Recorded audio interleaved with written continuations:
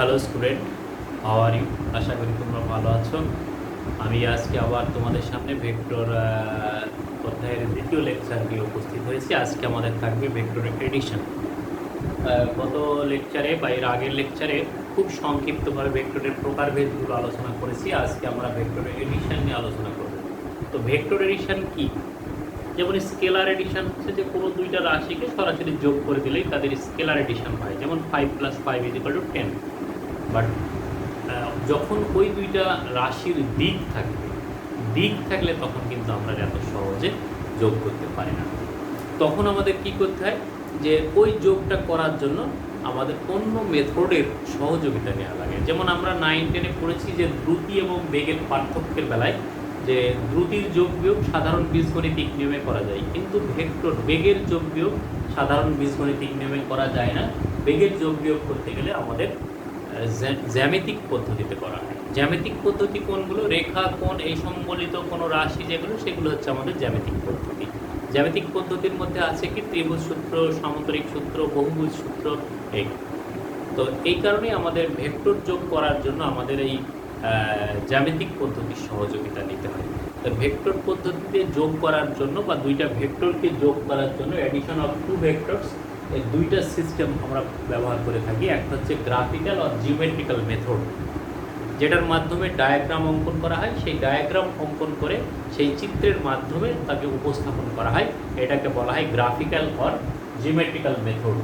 আর ওই গ্রাফ বা ওই জিওমেট্রিটা ব্যবহার করে যখন সেখান থেকে কিছু ফর্মুলা বের করে নিয়ে আসা হয়, যে কিছু সূত্র বের করে নিয়ে আসা হয়, যে সূত্রগুলো অন্যান্য জায়গায় আমরা কাজে লাগাই, সেই পদ্ধতিটাকে বলবো আমরা অ্যানালিটিক্যাল মেথড।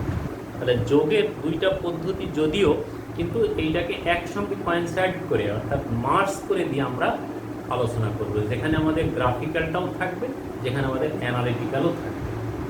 ঠিক আছে? তো আমাদের গ্রাফিক্যাল মেথডের মধ্যে কি আছে?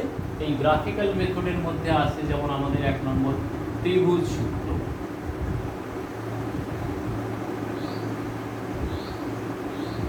2 নাম্বার আছে হলো আমাদের সামান্তরিক সূত্র,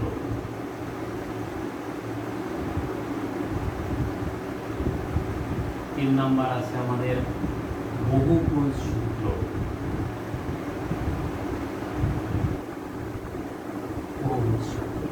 তো আমরা এইগুলো ভেক্টর এডিশনের জন্য ব্যবহার করে থাকি। ত্রিভুজ সূত্র, সামান্তরিক সূত্র, বহুভুজ সূত্র, এইগুলো আমরা এখন একে একে আলোচনা করি।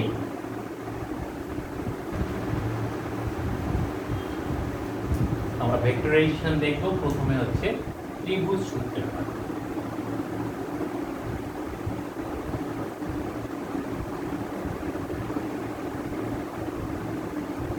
Triangle law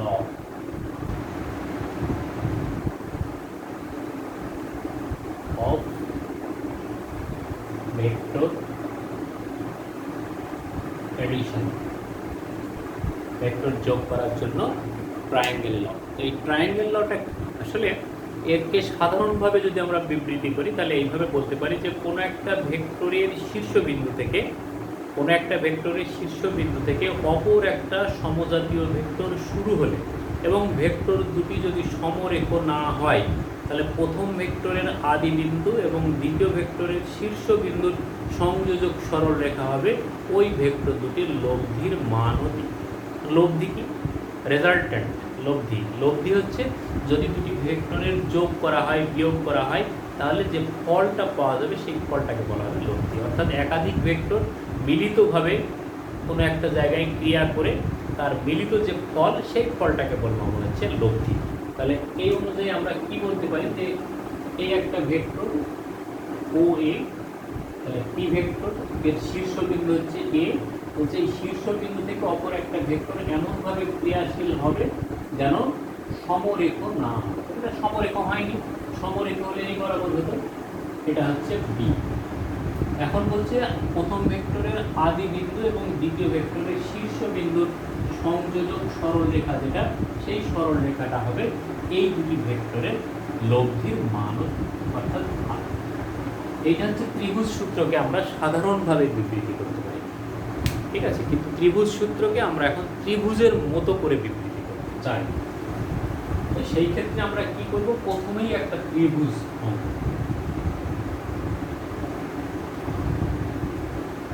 O A B একটা ত্রিভুজ, ও এ সমান পি ভেক্টর আর এ বি সমান কিউ ভেক্টর।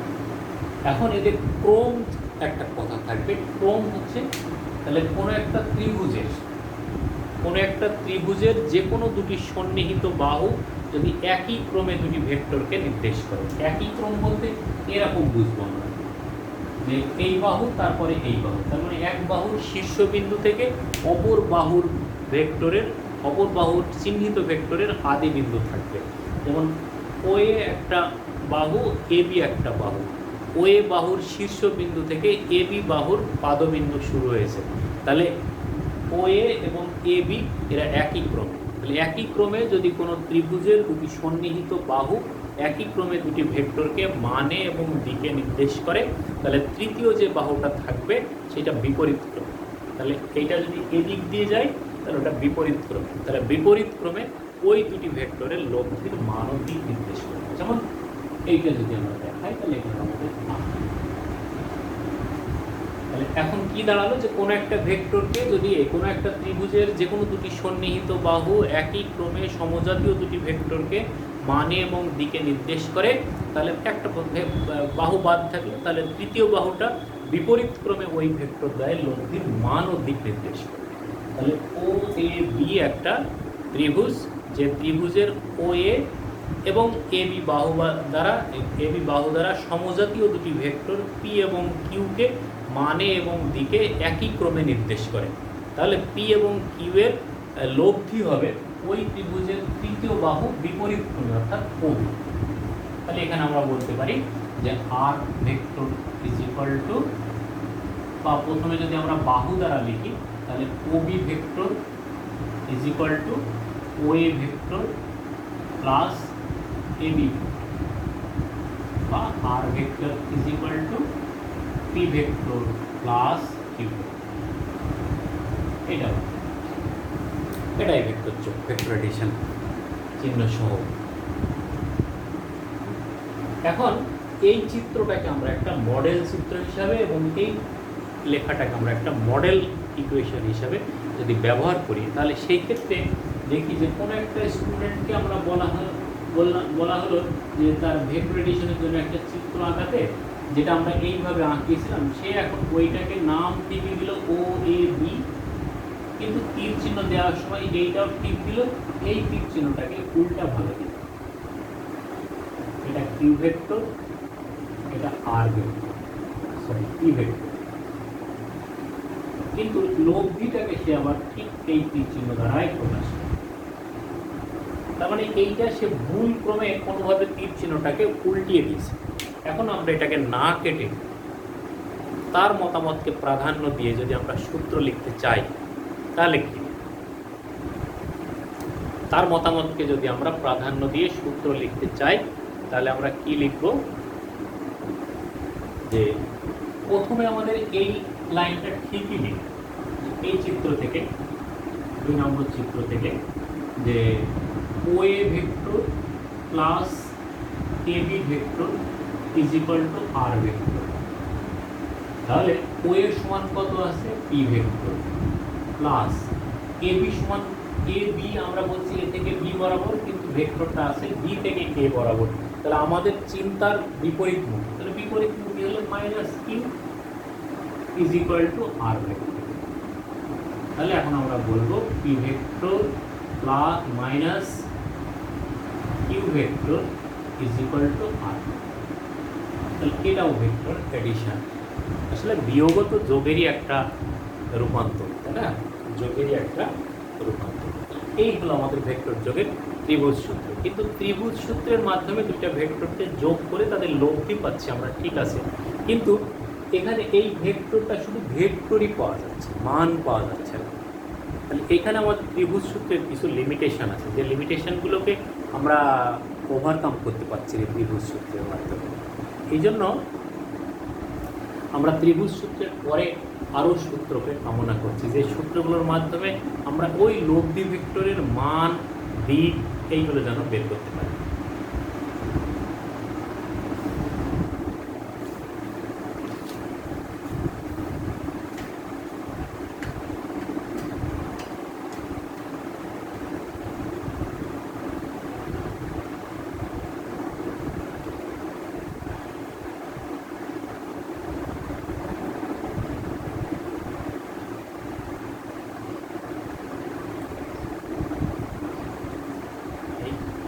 আমরা ভেক্টর যোগের জন্য সামান্তরিক সূত্র পাই।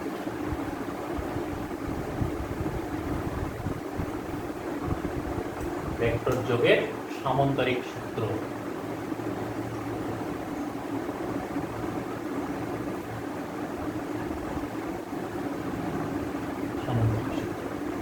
তো সামান্তরিক সূত্র কি বলছে? ওই ত্রিভুজ সূত্রের মতোই দুটি ভেক্টরকে যোগ করার জন্য জ্যামিতিক যে পদ্ধতি, সেই পদ্ধতি হচ্ছে একটা সামান্তরিক সূত্র। কোনো সামান্তরিকের যে কোনো দুটি সন্নিহিত বাহু যদি দুটি ভেক্টরকে মানে এবং দিকে নির্দেশ করে, তাহলে ওই সন্নিহিত বাহুদ্বয়ের ছেদবিন্দু দিয়ে গমনকারী কর্ণই হবে ওই ভেক্টর দুটির লব্ধির মান ও দিক। তাহলে আমরা একটা সামান্তরিক যদি দেখি, যে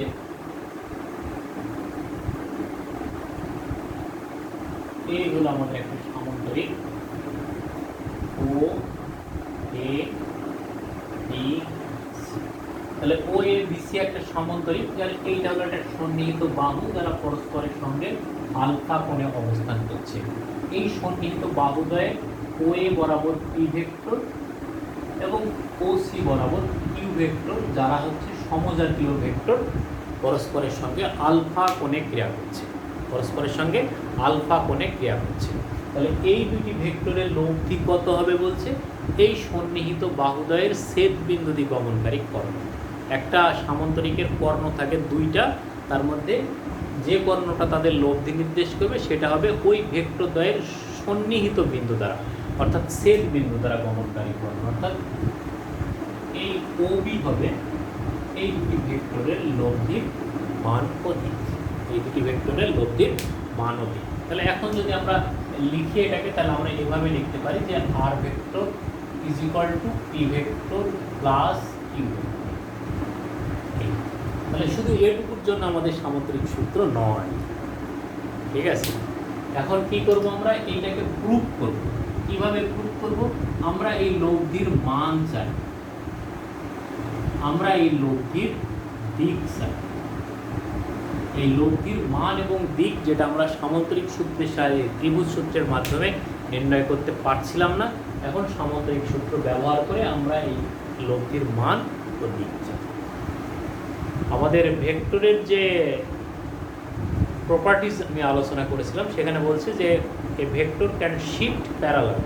তাহলে ওসি যদি কিউ হয়, তাহলে এ বি সমান কত হবে? এ বি সমান আমাদের কিউ ভেক্টর। আবার ও এ সমান যদি পি হয়, সিবি সমান আমাদের কিউ ভেক্টর। তো এই প্রমাণ করার জন্য আমরা এটাকে কি করলাম? ওডি পর্যন্ত এমনভাবে বর্ধিত করলাম যেন বিডি লব্ধ। আমরা এটাকে প্রমাণ করতে চাই লব্ধির মানটাকে, সেই উদ্দেশ্যে আমরা এ বিকে ও একে বি পর্যন্ত এমনভাবে বর্ধিত করলাম যেন বিডি লম্ব। তাহলে সেই অনুযায়ী এই কোণটা যদি পাই আমরা, তাহলে এটা আমাদের আলফা কোণ, অনুরূপ কোণ আলফা কোণ। তাহলে আমরা লব্ধির মান প্রমাণের আগে আমরা অঙ্কিত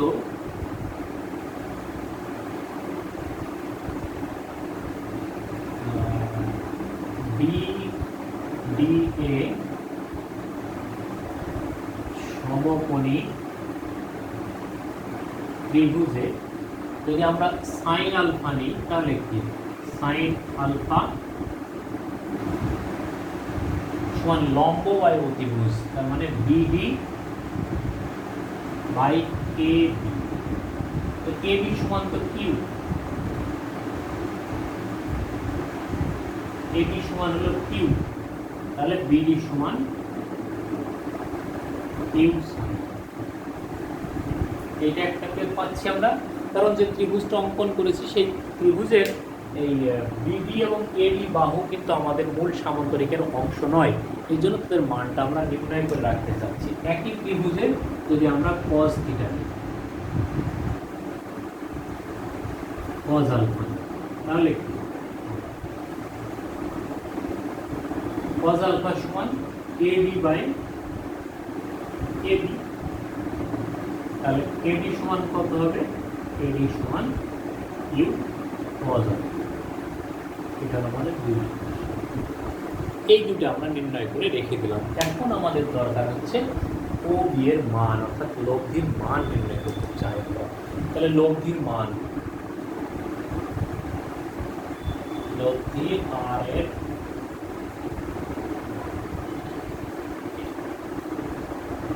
তাহলে ও ডি বি, এটাও সমকোণী ত্রিভুজ, সমকোণী ত্রিভুজে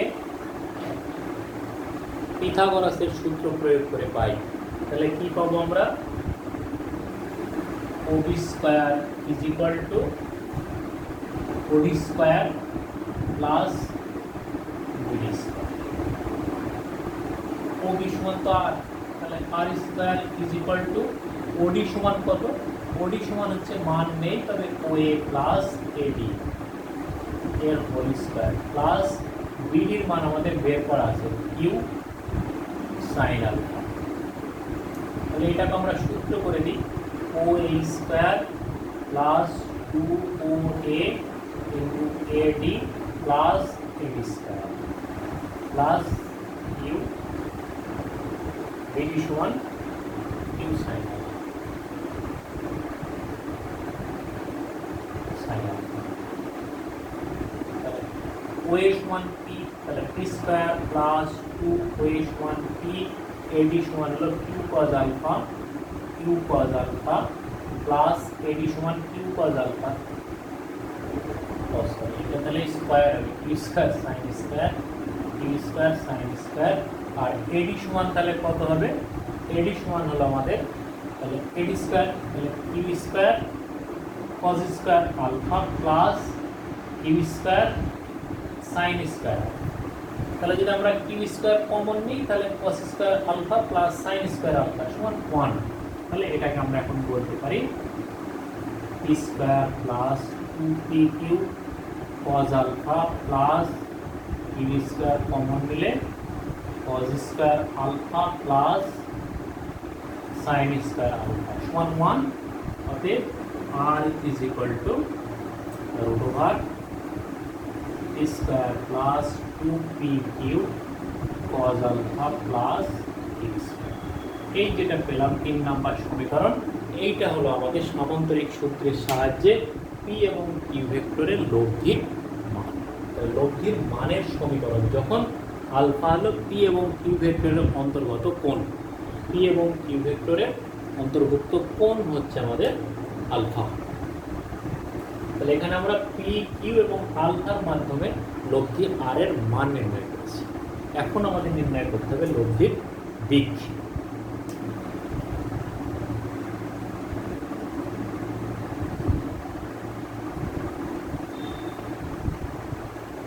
ধরি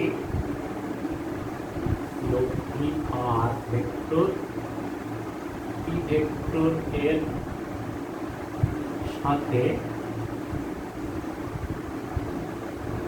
থিটা কোণে ক্রিয়াশীল, অর্থাৎ এই কোণটা হচ্ছে আমাদের। এখন লব্ধির দিক বলতে যেটা বোঝা যায় সেটা হচ্ছে যে লব্ধি P ভেক্টর অথবা Q ভেক্টরের সঙ্গে কত কোণে অবস্থান করছে। তাহলে এই কোণটা যদি আমরা থিটা ধরে নিই এবং এই থিটার মান যদি আমরা বের করতে পারি, তাহলে হচ্ছে লব্ধির মান দিক বের।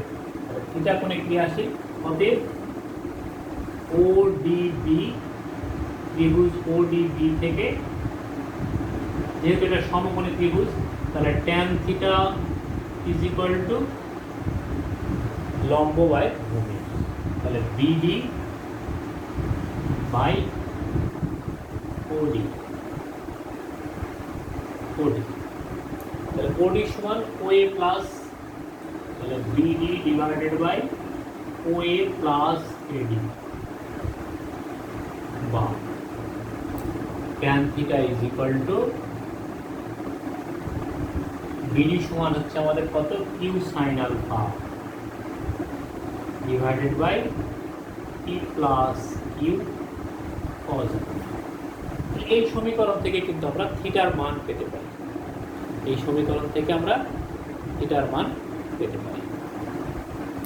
tan থিটা সমান Q sin alpha divided by P plus Q cos alpha. যদি আমরা এখান থেকে থিটার মান পেতে চাই, তাহলে theta is equal to tan inverse Q sine alpha divided by P plus Q. এই সমীকরণটার মাধ্যমে থিটা ইজ ইকুয়াল টু, এটাকে আমরা যদি 4 নাম্বার সমীকরণ বলি, তাহলে 3 এবং 4 হলো যথাক্রমে লব্ধির মান এবং দিক নির্ণয়ের সমীকরণ। এটা হলো আমাদের সামুদ্রিক সূত্রের ব্যাখ্যা। এখান থেকে আমাদের এত ব্যাখ্যা জানতে হবে। যদি পরীক্ষায় পড়ার কথা ভাবি আমরা, পরীক্ষায় পড়বে না। তো শুধু কি পরীক্ষার জন্যই আমরা পড়ব? শিখতে হবে, আমাদের ফিজিক্স বুঝতে হবে।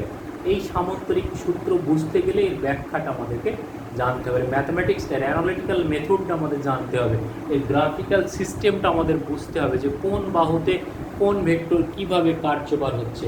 তাহলে এই 3 এবং 4 সূত্রটাই আমরা এখন থেকে ব্যবহার করতে শুরু করব।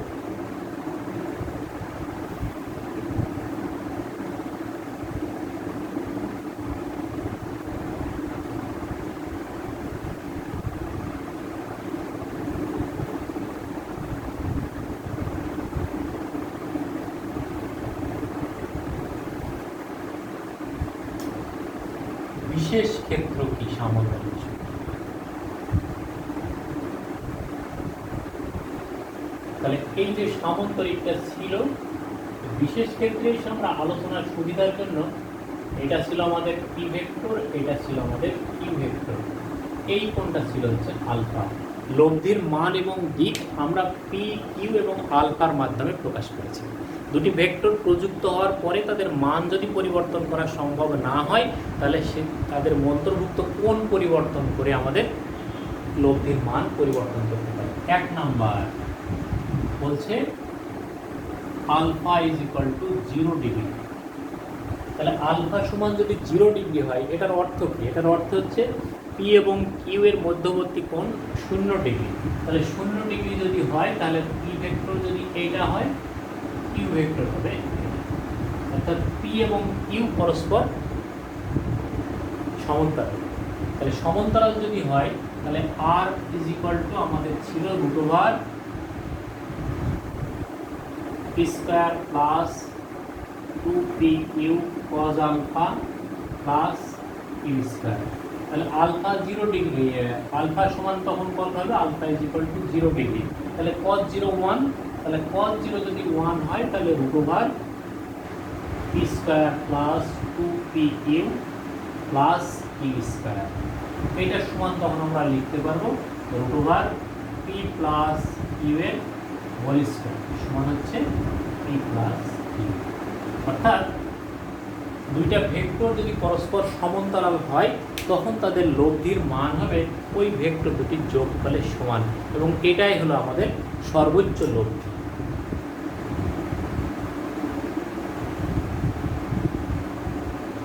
যেটাকে আমরা আর ম্যাক্সও বলতে পারি। R max is equal to P plus Q. এটা হলো আমাদের গ্রাফ এবং অ্যানালিটিক্যাল দুইটার মাধ্যমে দেখতে পাচ্ছি। এর প্রয়োগ কি? এর প্রয়োগ হচ্ছে, যেমন আমরা দেখি আমাদের পথে ঘাটে চলার সময় যে উঁচু কোনো ব্রিজে একজন ভ্যান চালক, দেখা গেল তার ভ্যানে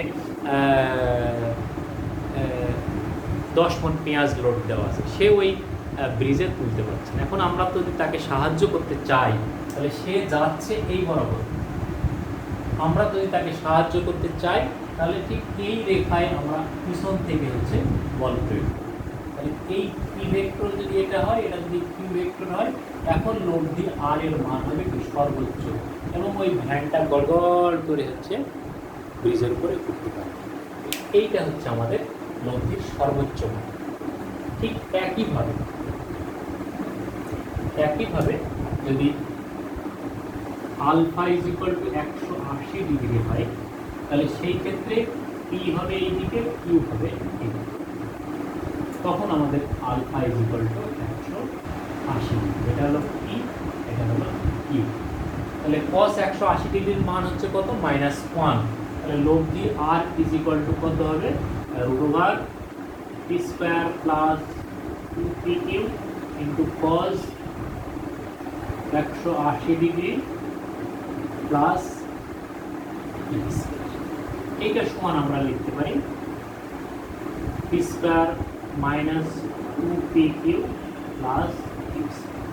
এখন এটাকে আমরা কি লিখতে পারি? P square minus 2pq plus Q square. কেউ যদি Q square plus Q square minus 2qp plus P square লিখে সেটাও লিখতে পারে। এই ধরনের ক্ষেত্রে আমরা এটাকে উপস্থাপন করতে চাই P difference Q whole square দ্বারা, কারণ এটাকে পি মাইনাস কিউ হোল স্কয়ারও লেখা যায়, কিউ মাইনাস পি হোল স্কয়ারও লেখা যায়। তাহলে এই ক্ষেত্রে আমাদের আর ইজ ইকুয়াল টু কত হবে? P difference Q. তো পি ডিফারেন্স কিউ হচ্ছে এটা বিয়োগফল, তার মানে দুইটা ভেক্টরের বিয়োগফল। দুইটা ভেক্টরের বিয়োগফল হচ্ছে লব্ধির সর্বনিম্ন মান। তাহলে R minimum is equal to P difference Q, অর্থাৎ দুইটা ভেক্টরের বিয়োগফল। দুইটা ভেক্টরের বিয়োগফলই হচ্ছে তাদের লব্ধির সর্বনিম্ন মান। কীরকম এটা? যে কোনো একজন যদি একটা টেবিলকে এই বরাবর টানে, এখানে একটা টেবিল আছে, পি ভেক্টর এদিকে টানছে, কিউ ভেক্টর এদিকে টানছে, তাহলে কি হবে? পি এর মান যদি 10 নিউটন হয়, কিউ এর মান যদি 5 নিউটন হয়, টেবিলটা মূলত এদিকে 5 নিউটন বল অনুভব করবে। কিসের মাধ্যমে? ভেক্টর যোগের মাধ্যমে। তখন কি হবে? ভেক্টর দুটা বিয়োগ হচ্ছে। এটা হলো আমাদের লব্ধির সর্বনিম্ন। আর যদি 3 number alpha is equal to 90 degree হয়, আমরা জানি এইটা তখন পি ভেক্টর, এইটা হবে আমাদের কিউ ভেক্টর। আর cos 90 ডিগ্রির মান হচ্ছে 0, তখন আর ইজ ইকুয়াল টু হবে আমাদের √, P square plus Q square, অর্থাৎ cos 90 ডিগ্রির মান হলো 0। তাহলে এটা তখন কি হবে? এটা তখন আমাদের একটা সমকোণী ত্রিভুজ লেখা, এবং এই লব্ধিটা হবে এটা পি ভেক্টর, এটা হলো তার লব্ধি। এইটা হলো আমাদের ভেক্টর যোগের বিশেষ ক্ষেত্র।